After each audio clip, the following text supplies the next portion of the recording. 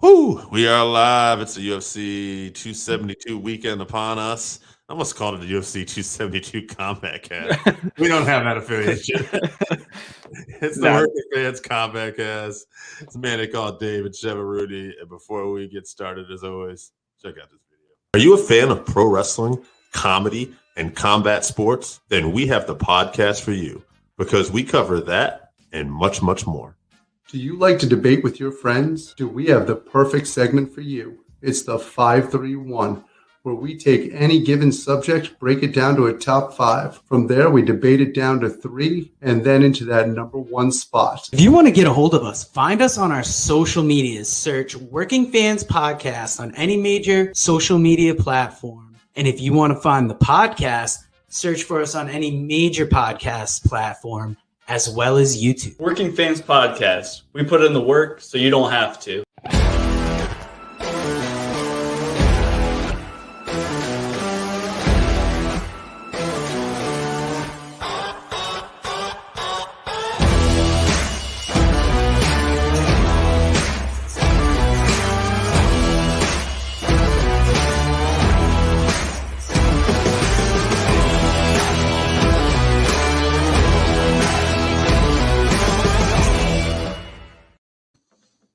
All right, folks. Yes, we are back.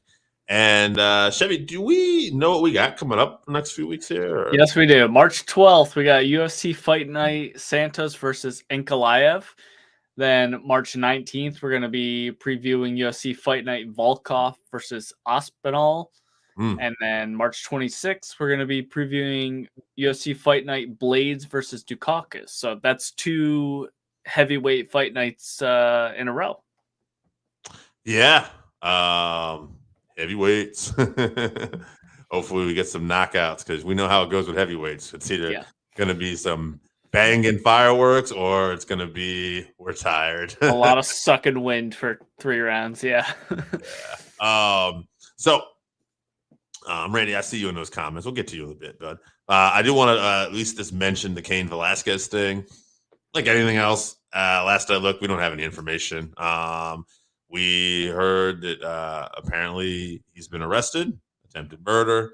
The rumors going around on the internet seem to be that there might have been some abuse at a daycare to one of Cain's kids, and that abuser and father were apparently the ones who were shot at. The father might have got shot, but this is all like speculation. I haven't yet to see anything like an official news source. All rumors at this point. So I'll just say, hopefully nobody is severely hurt, and hopefully everything will work itself out, and hopefully we'll just have more information as time goes on and we'll know what's going on.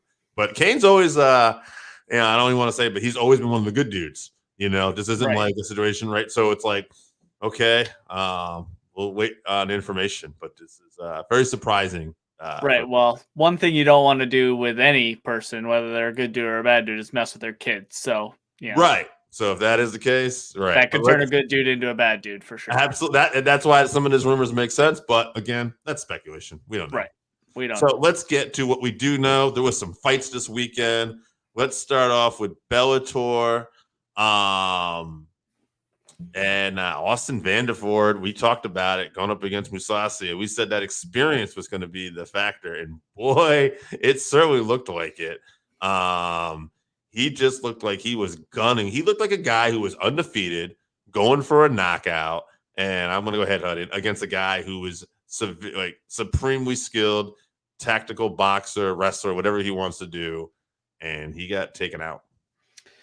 Yeah, Austin looked a little, it ended up being overconfidence, but he looked confident in his striking, which, we talked about going into it. That was going to be what he was going to have to worry about was Mousasi striking. He should have relied on his takedowns to try to grind out a win, but he decided to try to get on the stand-up. Every fight starts standing, so you have to deal with that. And he got clipped early when he was throwing some wild punches. And then the actual finishing sequence, it looked like after Austin got clipped, he tried to shoot in on Mousasi, and it looked like Mousasi sprawled on his head and smashed his head off the canvas, or hit him with his hips hard enough that that really rocked him because he covered up immediately and went to his back and was finished by Mousasi. Yeah. So great showing by Mousasi. I think he's one of the best fighters in the world, let alone in Bellator, let alone middleweight. I'd love to see him against Izzy. You know, that we'll never see that fight, but yeah, I'd love to see him against Izzy, and I would, hot take. I'd like his chances against Izzy. To be honest, he can do it all. He's very, very well rounded. Yeah. I'm trying to think. I wouldn't mind seeing him try to go up at light heavyweight, even in Bellator. See if he can win the title there. Like, I'm just saying, he's got the skills and the talent, right? He's not that outsized. Right. The man knocked out Mark Hunt at heavyweight, like we talked about. So yeah, he can go up. I'll answer some of these comments real quick. Randy, the mask guy, is he coming back to comment? Well, we don't know. That's up in the air. He's off in, South America doing things or whatever. Yeah. So we will know that. He's tough to get a hold of. And Chevy, maybe you can stream a UFC game to Twitch sometimes. Keep that in mind. I do own the UFC game, so that is a possibility. I just gotta find some time to get on there. Is all. Yeah, right. Chevy's got a job now. Got a job. Yeah, right? I got a job. And we'll answer this Kobe winning stuff because we are gonna preview the main card coming up for UFC 272. But before we do that, this past weekend's fight night. As you know, I texted you. I just got home in time for the main event. Boy, was I disappointed. Yeah. Because I wanted Bobby Green to pull off this upset so bad. It would have been a great story. Me, like Michael Bisping, we smelled upset. We were wrong. Yeah. Islam Makhachev. Now, I'll say this: in the short time, Green had, he was fighting that takedown. But boy, Islam, once he got him down, he was just so aggressive. And I think, Bobby said too, he'd like a full camp. I think that's the fighter in him. And I'm not saying that's wrong, but man, it just looked like Islam was just light years better when it came to being on the ground too. So love me some Bobby Green. Hope he gets another shot with a full camp at a main event fight night slot or something. But Islam Makhachev, the real deal. And as we're going to talk about with this upcoming main card, like he was ready to volunteer to fight RDA, and that was super impressive. I'm kind of sorry he almost didn't get it. I get why UFC didn't do it because maybe they didn't want to ruin one of their potential contenders here. But yeah, super impressive. What did you think of that fight? I thought the fight went about how I thought it was going to go. Makhachev dominated on the ground. He didn't even bother to engage in the striking, really. He just went for the takedown to show his dominance, and that's what he did. He is the real deal, like you said. I'd like to see him against a top 3 guy. If he wants to wait for the next title shot, I'm fine with that. I know Connor said he's coming back in July or something. I don't know. Connor says a lot of things, but Makhachev's not going to turn down a money fight if Connor decides he wants to fight him. Also, the storyline with him being, Khabib 2.0 and Khabib's his coach and all that might be interesting. I don't think that fight works out for Connor. I don't like him against anyone in the top 5, really. So I like Makhachev's chances against Oliveira. If he wins, I think he has a tougher matchup with Gaethje. Mm-hmm. Yeah, I think you're right. I think Gaethje's takedown defense and the fact Gaethje's just probably a little better on that feet makes him a difficult matchup. Whereas Oliveira will probably try to go to the ground and he's good when he's not the one on his back, I feel like, Right. And I think Makhachev's going to put him on his back, and then he'll be in trouble. All right, we're going to preview this card. I'm going to give you a couple more here, Randy, since you're always so loyal to us. Who is Dom Cruz fighting next? Best of my knowledge, it's Jose Aldo. The last I heard, they were trying to make that fight. Don't know if it's official yet. And let's see, your dream UFC versus Bellator fight. You know what? Man, that's a tough one just to come up with. We should almost do that as a show for a future segment. Yeah, we could do that as a show. Yeah. Yeah, maybe that's a future idea, Randy. We're going to do that as a future segment. Maybe some UFC Bellator fights. Is there any thing you want to talk about with this fight night card else that popped up?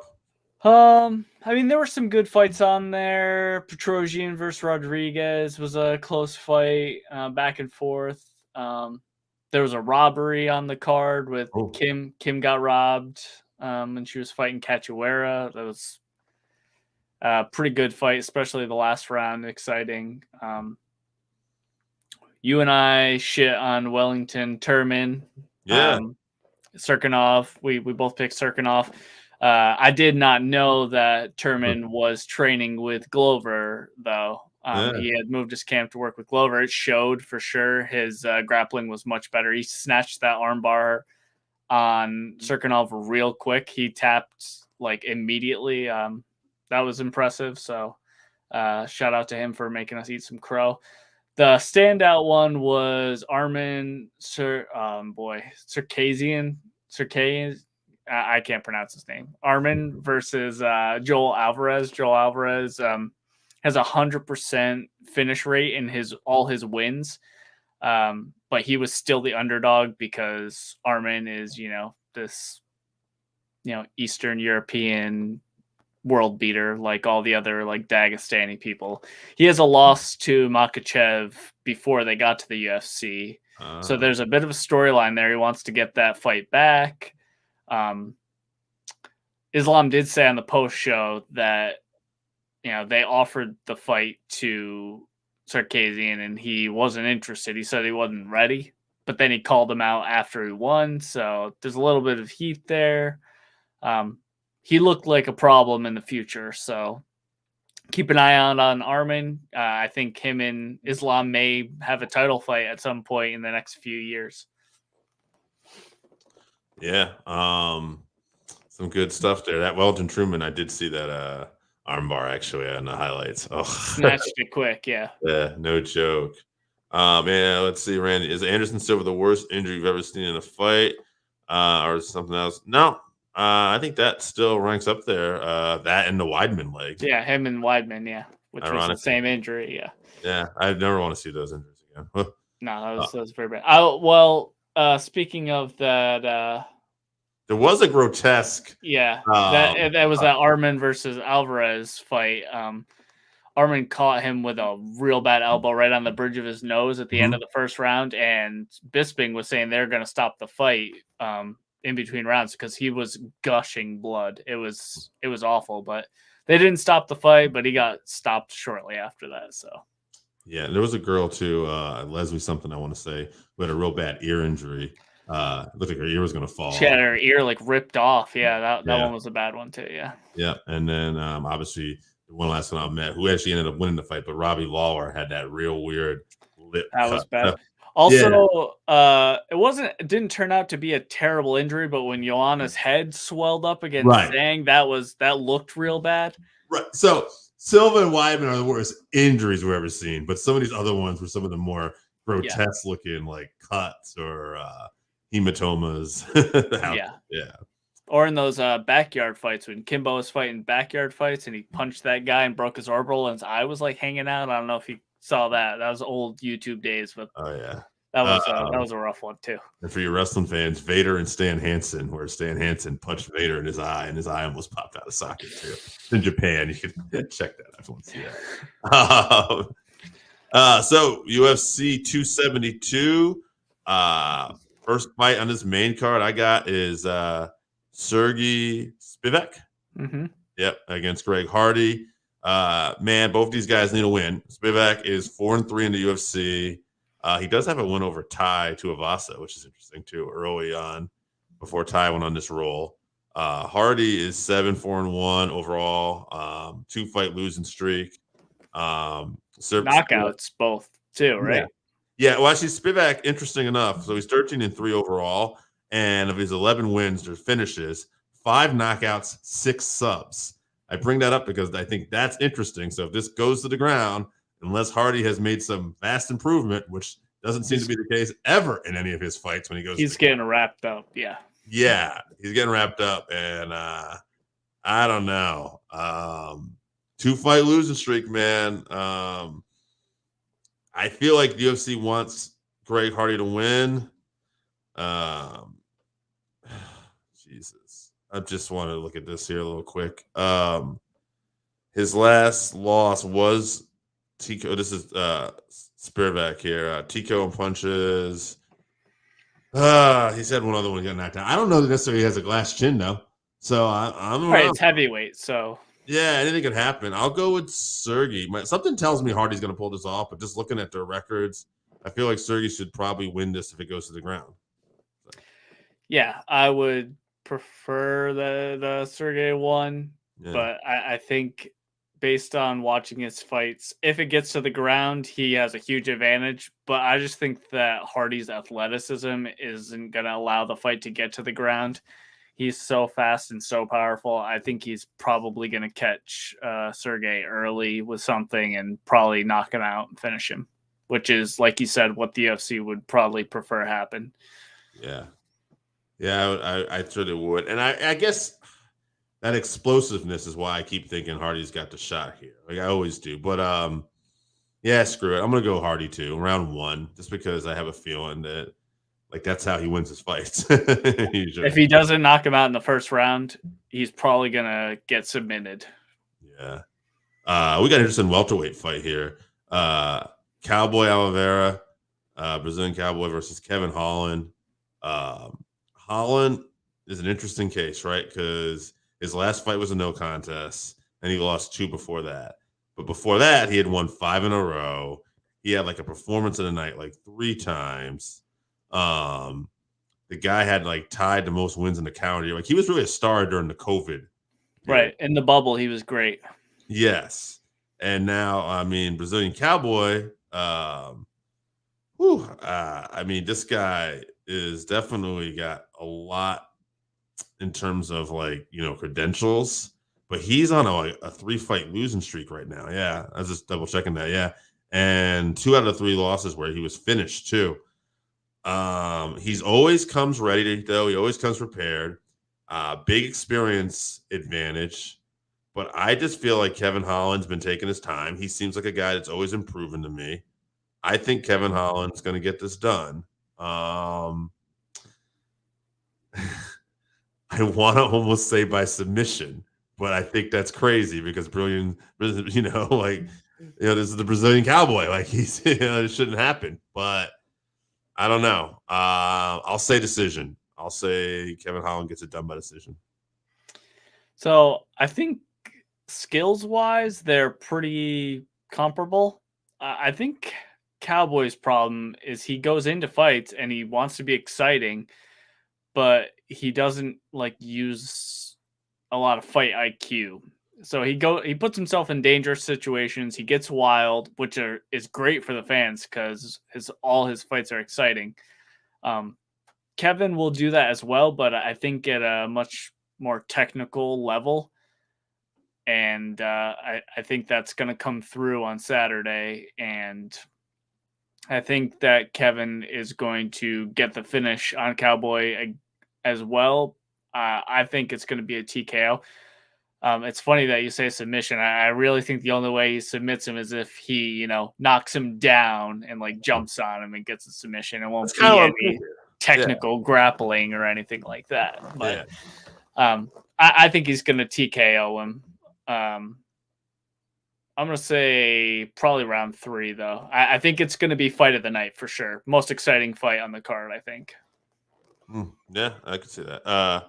Randy, I'll just talk about Brazilian Cowboy. He wants to know about the next Cowboy, Cowboy Cerrone. He's got a fight with Joe Lozon coming up. He's doing movies and stuff too, so he's got one foot out. Yeah, he does. Yeah, UFC 274, May 7th, though. Joe Lozon, a couple of old school vets going at it, so that should be fun. But in the meantime, getting back to this card, we got Ed. I like this one a lot. You said this one could be fight night too. Edson Barboza versus Bryce Mitchell.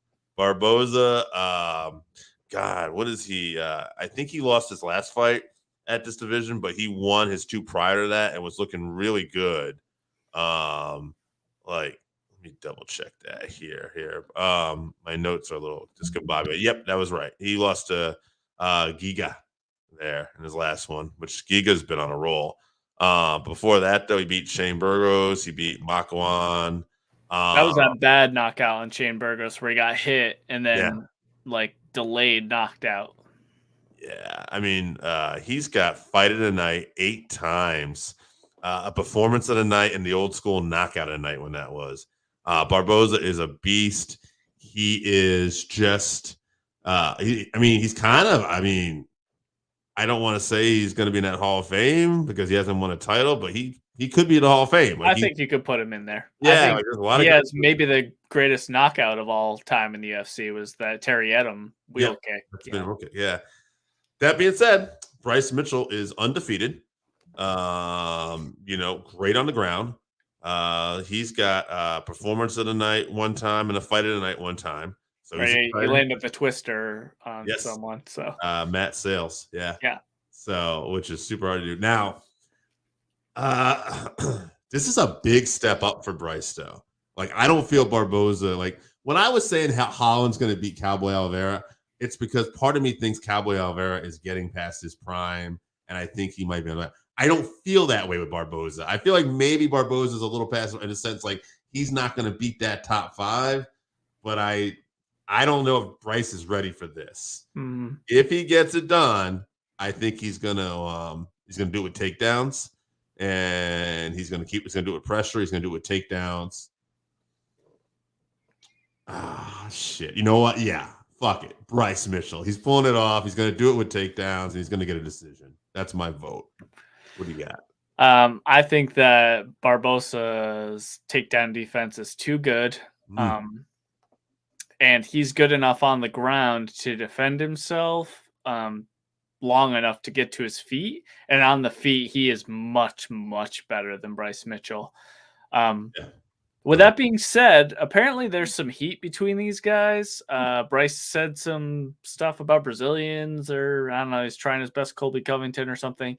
So if Barbosa is going in there emotional, he's gassed out before, so he could gas out and then he'll get submitted real quick. I'm going to assume he's too experienced for that. He's a veteran. He's going to go in there composed. And I love Bryce Mitchell. I love both guys. But I think that, like you said, it's a big step up, going to be tough for him. I think he gets his first L against Barboza in this. And I think it might end up being a bad knockout, maybe a flying knee or something like that when he's shooting in. So I'm going to say TKO Barboza round 3. Okay. See what happens. Mokano stepping in on short notice against RDA. He's looked good. He's 3-1 since moving to lightweight. This guy's had a fight at night a couple times. One time, actually, performance of the night one time. He's fought a lot of great quality competition. Guys like Cub Swanson, Ortega. RDA is so skilled all around. But what's interesting is RDA hasn't fought in a while. 2020, when I was looking at this. Paul Felder was his short notice. Paul Felder was his last fight. Yeah. I like Mokano. And he lost before that. I think Mokano's going to get this done. I think he's been improving on the feet. He's really good on the ground too. I say he takes decision.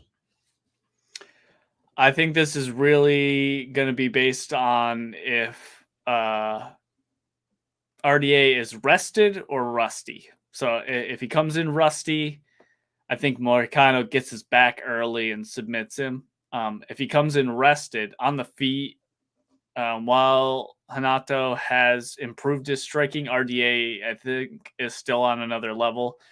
And while Mokano has fought at featherweight and moved up, RDA has done well at welterweight. So that could be a difference too, just the strength in the grappling. But I think it really is a pick 'em. I think it's based on if RDA is rusty from not being in the cage. You know, he's not young either. So Father Time can catch up at any minute. I'm having a hard time pick this one. I'm going to say RDA decision. Okay. All right. Yeah. So I'll disagree on that one. Before we get to this main event, Randy, any good championships fights coming up? Yes. 273. You're gonna have to wait for the next one. That one's got Volkanovski versus the Korean Zombie, and that also has Aljamain Sterling. And finally, we've been waiting for this title match against Peter Yan. So bantamweight championship. So a couple great title fights there. And I think Randy's giving us an idea for another segment. What's your ultimate UFC dream card, either from fights of the past or dream fights? That's something maybe we'll put together. I think maybe we'll do one of like that'd be kind of fun actually. Do a UFC dream card, like make our own card, yeah, like past and presents. Yeah, maybe a 5-fight main card or something. Yeah, that'd be a good one. Yeah, we can do that. All right, let's talk about this main event though. Covington versus Maz Vidal. Ooh, grudge match. Don't sleep on Maz Vidal because Covington is going to try to take him down at some point, and he could eat a flying knee like Ben Askren did. He could. That's not what I see happen. Covington can put that pressure on. He's really good, and he hung in there with Usman, who knocked out Masvidal. Although I do think, even though I think Usman's better than Masvidal, I think that knockout, I'm not so convinced that happens every time. You know? Yeah, I'm with you on that. Yeah. So Masvidal can definitely pull this off on the feet, but I think Covington's is better, well-rounded. I think he'll be able to get the takedowns. I think he'll be able to implement his game plan. And I got Covington winning this by decision. I'm going to do something that's probably not going to be super popular. This is my hot take. Okay. I think Jorge Masvidal is the second most overrated fighter on the roster. Second only to his most notable win, Nate Diaz. Also not going to get me a lot of fans. But, you know, his last wins are Nate Diaz, Ben Askren, Darren Till, and Cowboy. Not one of them is at the top of their game. I like Jorge personally. Like, he's authentic. He's, a great talker. But I think he just capitalized on an opportunity, on a few good finishes, and then being himself with that altercation he had with Leon Edwards, and just good timing. And he blew up, and he made the best of that. And I think he's climbed as high as he's going to get. And I don't care if him and Colby were best friends forever. They're brothers for all I care. Matchup-wise, this is tough for Jorge. Colby's going to go out there and do what Colby does. You can love him or hate him. I'm not his biggest fan for sure. I understand that this is a gimmick, and I think it's stupid and boring. But the only thing that was more boring was his actual personality and his fight style. But he's going to implement that fight style of being boring. He's going to get his hands on Jorge and not give him any space. He's going to take him down over and over. He's going to hold him up against the cage. And he's going to grind out a win, I think. These guys were training partners and friends. I think it's very possible that this ends up being a very boring fight where they're just waiting for the other guy to do what they think they're going to do, and it never happens.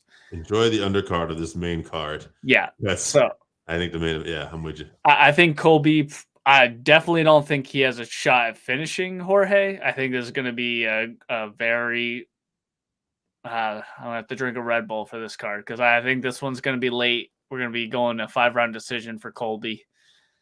I'm interested if they're gonna hug it out at the end, Yeah, we'll see. I think personally, if Jorge loses this fight, if he wants to capitalize on his fame before before everyone realizes his actual level of skill, I think he should fight Conor, because I think that is a good matchup for both of them. Yeah. As far as making money and actually being a competitive fight. So I think after this fight, maybe he does that and he retires. Yeah, or he'll go to bare knuckle.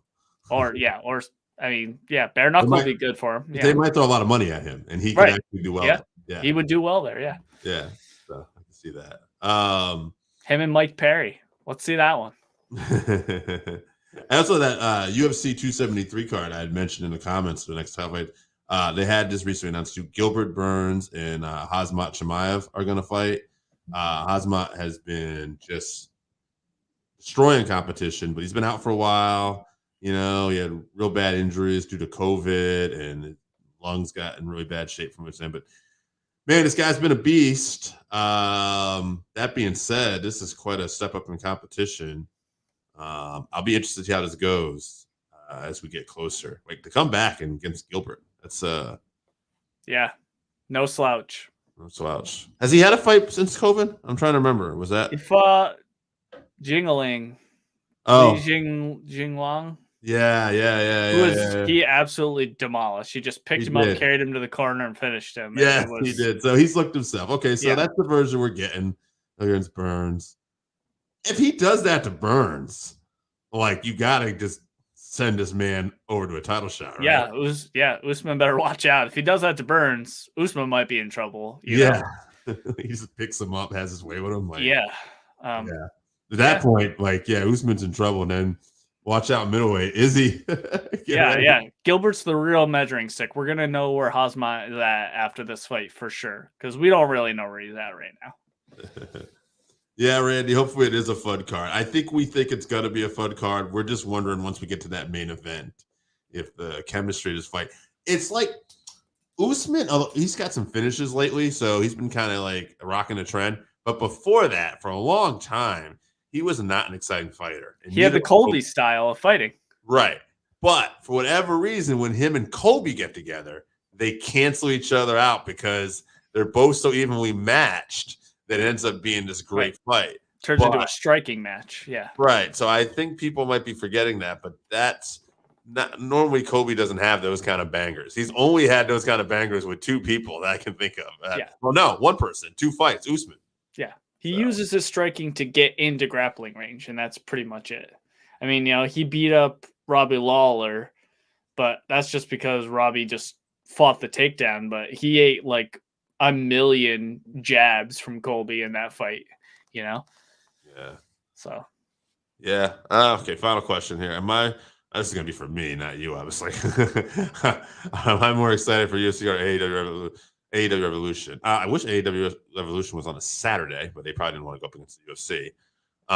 So that's hard for me. So we have two TVs. Don't they know that? Yeah, I know. I'm ready. Sign me up. Shit. So I guess we'll say we're split. Chevy's probably more excited for UFC. I'm more excited for the AEW card. There you go. You know what I'm saying? But good weekend for fans of wrestling and combat sports. Check it out. We got some stuff coming up once again. Why don't we hit them with that? That's right. So next weekend on March 12th, we have UFC Fight Night Santos versus Ankalaev, and then March 19th, UFC Fight Night Volkov versus Aspinall. The week after, March 26th, UFC Fight Night Blades versus Chris Dukakis. Yeah, and we'll probably we might have an interview coming up here or two, and we'll do some of these segments that got pitched to us here in the comments here. And I will try to make it to Twitch for you, Randy. I'll try to make it on there. Maybe this weekend. We'll see. Let's see what we got. But in the meantime, hey guys, UFC 272 this weekend. Enjoy. We'll be back. CombatCast. We out.